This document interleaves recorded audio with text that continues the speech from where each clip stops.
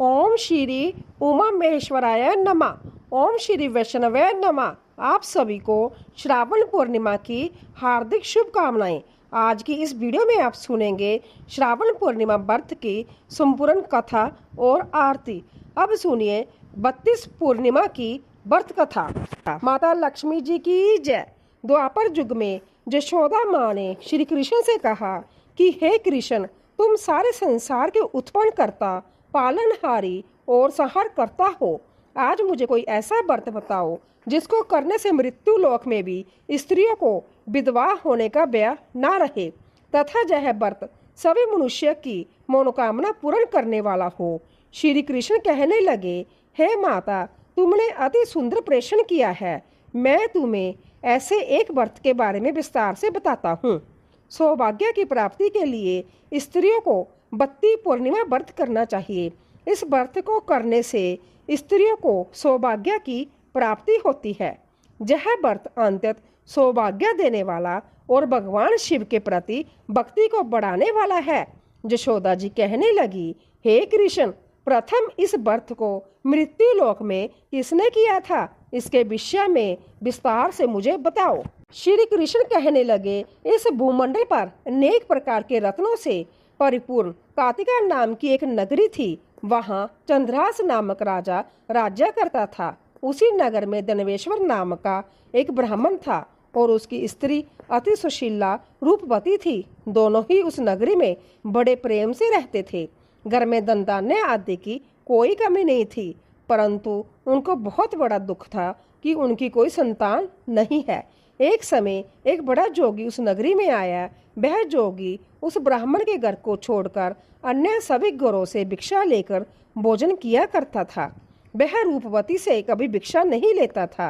एक दिन वह जोगी रूपवती से भिक्षा न लेकर किसी अन्य घर से भिक्षा लेकर गंगा किनारे जाकर भिक्षुक को प्रेम पूर्वक ग्रहण करने लगा कि धनेश्वर ने जोगी का यह सब कार्य देख लिया। अपनी भिक्षा के अनादर से दुखी होकर धनेश्वर जोगी से बोला, हे महात्मन, आप सब घरों से भिक्षा लेते हैं, परंतु आप मेरे घर की भिक्षा कभी नहीं लेते। इसका क्या कारण है? जोगी ने कहा, निसंतान के घर की भीख पतितों के अन्न के तुल्य होती है और जो पतितों का अन्न खाता है वह भी पतित हो जाता है। क्योंकि तुम निसंतान हो, इसीलिए पतित हो जाने के भय से मैं तुम्हारे घर की भिक्षा नहीं लेता। धनेश्वर जोगी की यह बात सुनकर बहुत दुखी हुआ और हाथ जोड़कर जोगी के पैरों में गिर गया और कहने लगा, महाराज, यदि ऐसा है तो आप पुत्र प्राप्ति का उपाय बताइए। आप सर्वज्ञानी हैं, मुझ पर कृपा कीजिए। हे भगवान, मेरे घर में धन की कोई कमी नहीं है, परंतु मैं पुत्र न होने के कारण अंततः दुखी हूँ। आप मेरे इस दुख का हरण करें। आप समर्थवान हैं। यह सुनकर जोगी कहने लगा, हे ब्राह्मण, तुम चंडी की आराधना करो। घर आकर उसने अपनी पत्नी से सब वृतांत कहा और संध्या तप करने के लिए वन में चला गया। वन में जाकर उसने चंडी की उपासना की और उपवास किए। चंडी ने 16वें दिन उसको स्वप्न में दर्शन दिया और कहा, धनेश्वर, जा, तेरे घर पुत्र होगा, परंतु वह 16 वर्ष की आयु में ही मृत्यु को प्राप्त हो जाएगा। यदि तुम दोनों पति पत्नी 32 पूर्णमासियों का व्रत विधि पूर्वक करोगे तो वह दीर्घ आयु हो जाएगा। जितनी तुम्हारी समर्थ्या हो, आटे के दिए बनाकर शिवजी भगवान का पूजन करना, परंतु पूर्णमासी के व्रत 32 होने चाहिए। प्रातःकाल होने पर इस स्थान के समीप तुम्हें आम का वृक्ष दिखाई देगा। उस पर चढ़कर तुम एक फल तोड़कर शीघ्र ही अपने घर चले आना और अपनी पत्नी से सब वृतांत कहना। ऋतु स्नान के पश्चात वह स्वच्छ होकर श्री शंकर भगवान का ध्यान करके उस फल को खा लेगी। शंकर भगवान की कृपा से उसको गर्व हो जाएगा।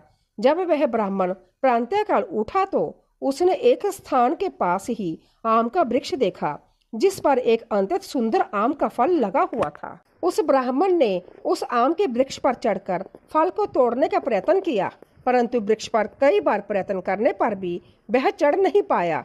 तब उस ब्राह्मण को बहुत चिंता हुई। तब विघ्न विनाशक श्री गणेश भगवान की वंदना करने लगा। हे दयानिधि, अपने भक्तों के विघ्नों का नाश करके उनके मंगल कार्य को करने वाले, दुष्टों का नाश करने वाले, रिद्धि सिद्धि प्रदान करने वाले, आप मुझ पर कृपा करके इतना बल दे कि मैं अपने मनोरथ को पूरा कर सकूं। इस प्रकार गणेश जी की प्रार्थना करने पर उनकी कृपा से गणेश्वर वृक्ष पर चढ़ गया और उसने सुंदर आम के फल को तोड़ लिया। और गणेश्वर ने सोचा कि वरदान से फल मिला था वह यही है और कोई फल तो दिखाई नहीं दे रहा। दिनेश्वर ब्राह्मण ने जल्दी से घर जाकर अपनी पत्नी को वह फल दे दिया और उसकी पत्नी ने अपने पति के कहे अनुसार उस फल को खा लिया और वह गर्भवती हो गई। देवी जी की असीम कृपा से उसे एक अत्यंत सुंदर पुत्र उत्पन्न हुआ, जिसका नाम उन्होंने देवीदास रखा। माता पिता की हर्ष और शोक के साथ वह बालक शुक्ल पक्ष के चंद्रमा की भांति अपने पिता के घर में बड़ा होने लगा। माता भवानी की कृपा से वह बालक बहुत ही सुंदर, सुशील, विद्या पढ़ने में बहुत ही निपुण हो गया। दुर्गा जी की आज्ञा अनुसार उसकी माता ने 32 पूर्णमासी का व्रत रखना आरंभ कर दिया, जिससे उसका पुत्र बड़ी आयु वाला हो जाए। 16वें वर्ष लगते ही देवीदास के माता पिता को बड़ी चिंता हो गई कि कहीं उनके पुत्र की इस वर्ष मृत्यु ना हो जाए। इसीलिए उन्होंने अपने मन में विचार किया, यदि यह दुर्घटना उनके सामने हो गई तो वह कैसे सहन करेंगे। इसीलिए उन्होंने देवीदास के मामा को बुलाया और कहा, हमारी एक बहुत बड़ी इच्छा है कि देवीदास 1 वर्ष तक काशी में जाकर विद्या अध्ययन करे और उसको अकेला भी नहीं छोड़ना चाहिए। इसीलिए साथ में आप चले जाइए और 1 वर्ष के पश्चात इसको वापस ले आना। सब प्रबंध करके उसके माता पिता ने काशी जाने के लिए देवीदास को एक घोड़े पर बिठाकर उसके मामा के साथ भेज दिया। परंतु यह बात उसके मामा जा किसी और से नहीं बताई। दिनेश्वर तथा उसकी पत्नी ने अपने पुत्र की मंगल कामना तथा दीर्घ आयु के लिए भगवती दुर्गा की आराधना और पूर्णमासियों का व्रत करना आरंभ कर दिया। इस प्रकार बराबर 32 पूर्णमासी के व्रत को उन्होंने पूरा किया। कुछ समय पश्चात एक दिन वह मामा और बांजा मार्ग में रात बिताने के लिए किसी गांव में ठहरे हुए थे। उस दिन उस गांव में ब्राह्मण की अत्यंत सुंदर, सुशीला और गुणवती कन्या का विवाह हो रहा था। जिस धर्मशाला के अंदर वर और उसकी बारात ठहरी हुई थी, उसी धर्मशाला में देवीदास और उसके मामा भी ठहरे हुए थे। संयोगवश कन्या को तेल आदि चढ़ाकर मंडप आदि का कार्य किया गया तो लगन के समय वर को दोनों बार्थ हो गया। इसीलिए वर के पिता ने अपने कुटुंबियों से विमर्श करके निश्चय किया कि यह देवीदास मेरे पुत्र जैसा ही सुंदर है, मैं इसके साथ ही लगन करवा दूं और बाद में विवाह के अन्य कार्य मेरे लड़के के साथ हो जाएंगे। ऐसा सोचकर देवीदास के मामा से जाकर बोला कि तुम थोड़ी देर के लिए अपना भांजा हमें दे दो, जिससे विवाह के लगन का सब कार्य सुचारू रूप से हो सके। तब देवीदास का मामा कहने लगा, जो कुछ भी वधू पक्ष से कन्यादान के समय वर को मिले वह सब हमें दे दिया जाए तो मेरा भांजा इस बारात का दूल्हा बन जाएगा। यह बात वर के पिता ने स्वीकार कर लेने पर उसने अपना भांजा वर बनने के लिए भेज दिया और उसके साथ सब विवाह कार्य विधि पूर्वक संपन्न हो गए। पत्नी के साथ वह भोजन करने के पश्चात बहुत उदासीन और दुखी हो गया। उसने सब बातें जो वर के पिता और उसके मामा में हुई थी लड़की को बता दी। तब कन्या कहने लगी कि यह ब्रह्मा विवाह के विपरीत कैसे हो सकता है। देव, ब्राह्मण और अग्नि के सामने मैंने आपको ही अपना पति माना है, इसीलिए आप ही मेरे पति हैं। मैं आपकी ही पत्नी रहूंगी, अन्य किसी की नहीं। देवीदास ने कहा, ऐसा मत करिए क्योंकि मेरी आयु बहुत कम है। मेरे पश्चात आपकी क्या गति होगी, इन बातों को अच्छी तरह विचार कर लो। परंतु वह दृढ़ विचारों वाली लड़की थी। वह बोली, जो आपकी गति होगी वही मेरी गति होगी। प्रांतःकाल देवीदास ने अपनी पत्नी को 3 नागों से जड़ी हुई एक अंगूठी दी, एक रुमाल दिया और बोला, हे प्रिय, इसे लो और संकेत समझकर स्थिर चित्त हो जाओ। मेरा मरण और जीवन जानने के लिए एक पुष्प वाटिका बना लो, उसमें सुगंधी वाली एक नवमालिका लगाओ और उसको प्रतिदिन जल से सिंचा करो और आनंद के साथ खेलो कूदो और उत्सव मनाओ। जिस समय और जिस दिन मेरा परनाथ होगा जय फूल सूख जाएंगे और जब जय फिर से हरे हो जाए तो समझ लेना मैं जीवित हूँ। यह बात निश्चय करके समझ लेना, इसमें कोई भी संशय नहीं है। इतना कहकर देवीदास वहां से चला गया और प्रातःकाल होते ही वहां पर गाजे बाजे बजने लगे। और जिस समय विवाह कार्य समाप्त करने के लिए वर तथा सब बराती मंडप में आए तो कन्या ने वर को बड़ी प्रकार से देखकर अपने पिता से कहा, जे मेरा पति नहीं है, मेरा पति वही है जिसके साथ रात्रि में मेरा पानी ग्रहण हुआ था, इसके साथ मेरा विवाह नहीं हुआ है। यदि यह वही पुरुष है तो बताइए कि मैंने इसको क्या दिया। वधु पक्ष और कन्या पक्ष कन्यादान के समय जो आभूषण आदि दिए गए थे वो दिखाए, तथा रात में क्या गुप्त बातें मैंने इनसे कही वह सब सुनाइए। पिता ने उसके कहे अनुसार वर को बुलाया। कन्या की यह सब बातें सुनकर वह कहने लगा, मैं नहीं जानता। इसके पश्चात लज्जित होकर वह वहां से चला गया और सारी बारात भी अपमानित होकर वहां से लौट गई। भगवान श्री कृष्ण बोले, हे माता, इस प्रकार देवीदास काशी विद्या सीखने के लिए वहां से चले गए। और जब कुछ समय बीत गया तो काल से प्रेरित होकर एक सर्प रात्रि के समय उसको डसने के लिए वहां पर आया। उस विषधर के प्रभाव से उसके शयन का स्थान चारों ओर से विष की ज्वाला से विषैला हो गया, परंतु व्रत के प्रभाव से उसको काट नहीं पाया, क्योंकि पहले ही उसकी माता ने 32 पूर्णमासी का व्रत रखा था। इसके बाद मध्याह्न के समय संध्या काल वहां आया और उसके शरीर से प्राणों को निकालने का प्रयत्न करने लगा, जिससे वह मूर्छित होकर पृथ्वी पर गिर गया। उसी समय माता पार्वती के साथ भगवान शंकर वहां आ गए। उसको मूर्छित दशा में देखकर माता पार्वती जी ने शंकर जी से प्रार्थना की, हे महाराज, इस बालक की माता ने पहले ही 32 पूर्णिमा का व्रत पूरा किया था, जिसके प्रभाव से आप इसको प्राण दान दें। माँ भवानी के कहने पर भक्त वत्सल भगवान शिव जी ने उसको प्राण दान दे दिया। इस व्रत के प्रभाव से काल को भी पीछे हटना पड़ा और देवीदास स्वस्थ होकर बैठ गया। उधर उसकी पत्नी उसके काल की परीक्षा किया करती थी। जब उसने देखा उस पुष्प वाटिका में पुष्प कुछ भी नहीं रहे तो उसको अत्यंत आश्चर्य हुआ।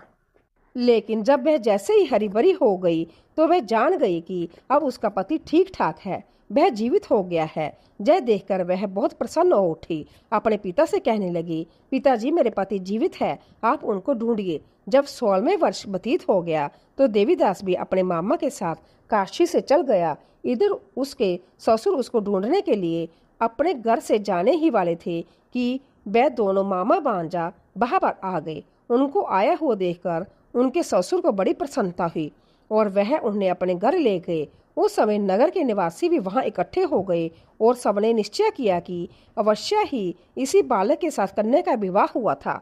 उस बालक को कन्या ने जब देखा तो पहचान लिया कि जय तो वही है जो संकेत करके गया था। कुछ दिन बाद देवीदास ने अपनी पत्नी और मामा के साथ अपने ससुर के घर से बहुत सारे उपहार लेकर अपने माता पिता के घर गए और अपने गांव के निकट पहुंचने पर कई लोग उठकर उसके माता पिता को पहले ही खबर देने चले गए कि तुम्हारा पुत्र देवीदास अपनी पत्नी और मामा सहित आ रहा है। ऐसा समाचार सुनकर माता पिता को विश्वास नहीं हुआ, परंतु जब और लोगों ने भी आकर यह बात उन्हें बताई तो उनका बड़ा आश्चर्य हुआ। लेकिन थोड़ी देर में देवीदास ने आकर अपने माता पिता के चरणों में अपना सर रखकर प्रणाम किया और उसकी पत्नी ने अपने सास ससुर के चरणों को स्पर्श किया तो माता पिता ने अपने पुत्र और पुत्रवधू को हृदय से लगा लिया और दोनों की आंखों से प्रेम अश्रु बहने लगे। अपने पुत्र और पुत्रवधू के आने की खुशी में धनेश्वर ने बड़ा ही भारी उत्सव किया और ब्राह्मणों को दान दक्षिणा देकर प्रसन्न किया। श्री कृष्ण भगवान कहने लगे, इस प्रकार धनेश्वर 32 पूर्णमासियों के व्रत के प्रभाव से पुत्रवान हो गया। जो भी स्त्रियां 32 पूर्णमासी के व्रत को करती है वह जन्म जन्मांतर में वैधनव्या का दुख नहीं भोगती और सदैव सौभाग्यशाली रहती है। व्रत करने वाला चाहे स्त्री हो या पुरुष, भगवान शंकर की कृपा से संसार के सकल आनंद भोगकर अंत में अवगमन रहित होकर शिवलोक को प्राप्त होता है। प्रेम से बोलिए श्री लक्ष्मी नारायण भगवान की जय, उमा महेश्वर भगवान की जय। अब सुनिए पूर्णिमा व्रत की दूसरी कथा। पुरानी कथा के अनुसार एक बार की बात है, किसी नगर में एक सेठ और सेठानी रहते थे।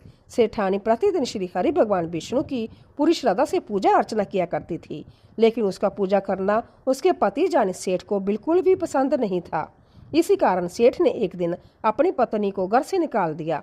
घर से निकाले जाने के बाद सेठानी जंगल की तरफ निकल पड़ी। रास्ते में जाते समय सेठानी ने जंगल में 4 आदमी को देखा जो मिट्टी खोद रहे थे। तब सेठानी उन आदमी के पास गई और उन लोगों से कहा, कृपया आप मुझे किसी काम पर रख ले। इसके बाद चारों आदमी ने सेठानी को नौकरी पर रख लिया। सेठानी के हाथ पांव बहुत ही कोमल थे, इस वजह से काम करते करते उसके हाथ पर छाले पड़ गए।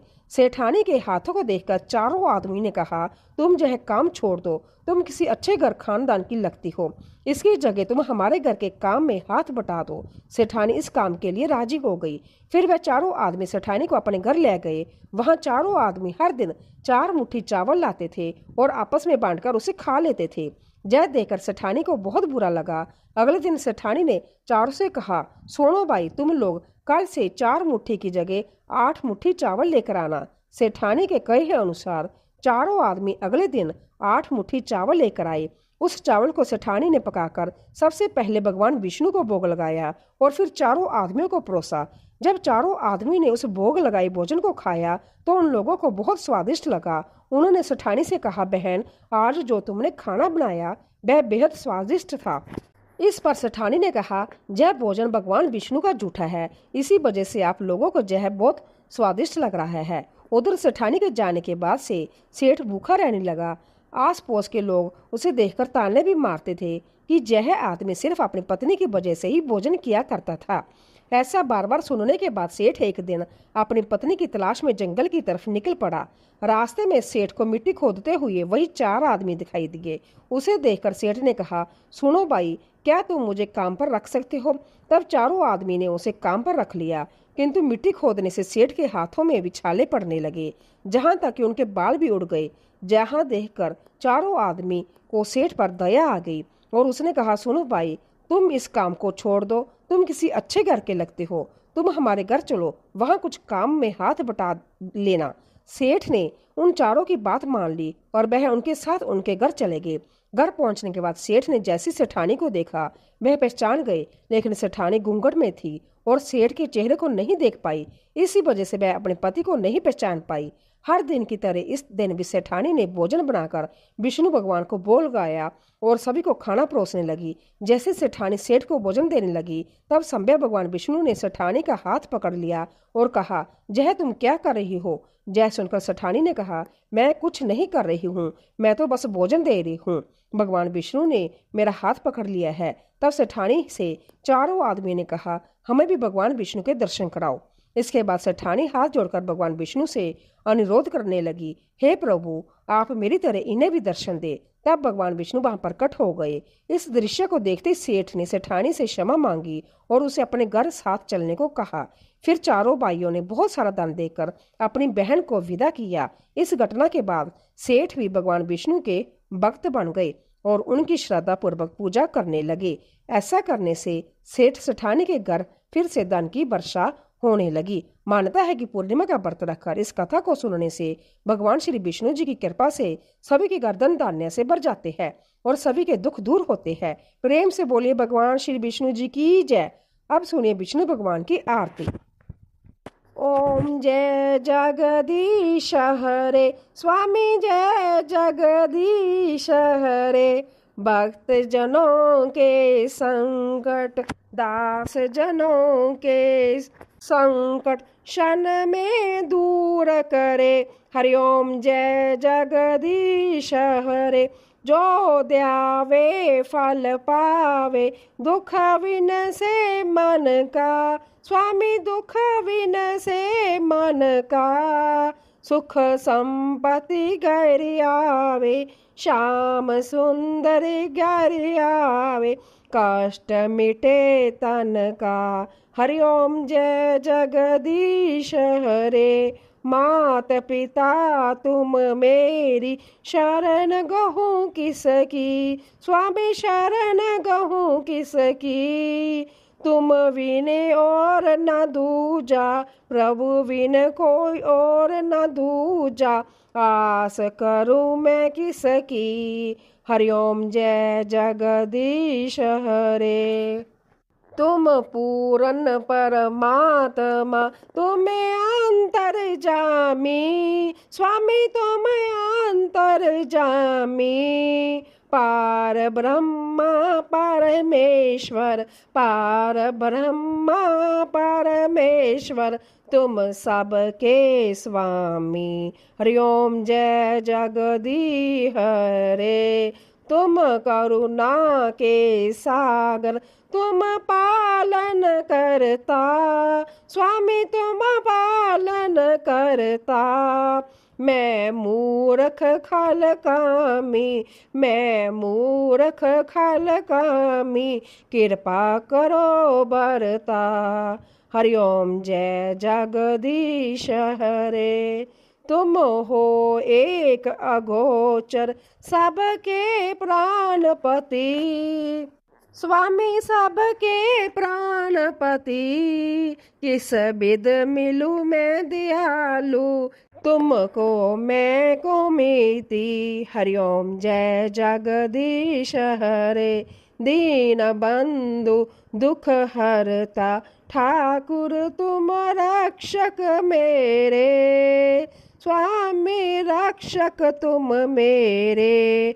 अपने हाथ उठाओ, दया करो चरण लगाओ, द्वार पड़ा मैं तेरे। हरि ओम जय जगदीश हरे। विषय विकार मिटाओ, पाप हरो देवा, स्वामी कष्ट हरो देवा। श्रद्धा भक्ति बढ़ाओ, संतन हरि सेवा। हरि ओम जय जगदीश हरे। तन मन धन और संपत्ति सब कुछ है तेरा, तेरा तुझको अर्पण क्या लागे मेरा। हरि ओम जय जगदीश हरे। जो कोई नर स्वामी जी की आरती गावे, कहत शिवानंद स्वामी, मनोवांछित फल पावे। ओम जय जगदीश हरे। हरे स्वामी जय जगदीश हरे। भक्त जनों के संकट क्षण में दूर करे। हरि ओम जय जगदीश हरे। प्रेम से बोलिए भगवान विष्णु जी और माता लक्ष्मी जी की जय। आपको जय कथा पसंद आई हो तो वीडियो को लाइक करिएगा, शेयर करिएगा, कमेंट में भगवान श्री लक्ष्मी नारायण जी और श्री उमा महेश्वर भगवान की जय जरूर लिखिएगा और चैनल को सब्सक्राइब जरूर करिएगा। इसी के साथ श्री सत्यनारायण भगवान की कथा की वीडियो भी हमारे चैनल पर आप जरूर सुनिएगा। जय श्री कृष्णा। राधे राधे।